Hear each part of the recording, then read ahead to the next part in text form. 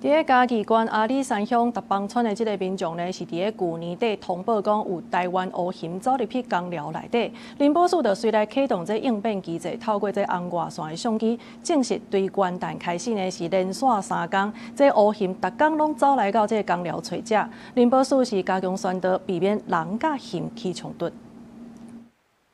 台湾乌蝇拍开公寮内底冰箱，爬入去内底咧找食物。林业保育署到伫嘉义县阿里山达邦村这个公寮的监视器，为元旦开始，已经连续3天拢翕到有蝇出现伫这个公寮。林业及自然保育署嘉义分署自去年12月31号接获阿里山达邦村民的通报，有黑熊入侵公寮，随即派员进行监测。经过监测的证实，从今年的元旦到1月3号，黑熊每天都入侵公寮。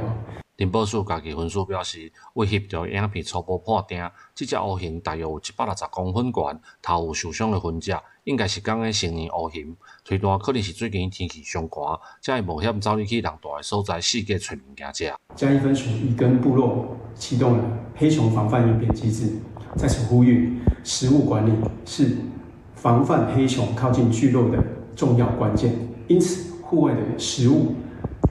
厨余以及宠物饲料应该要妥善的收于室内。为着要保护民众性命甲财产安全，嘉义分署嘛对附近的部落甲露营区来宣导，嘛指导公寮主人利用无定时声音也是光线，配合风行的电网，阻止乌蝇阁挖进公寮。记者林慧婷，嘉义报道。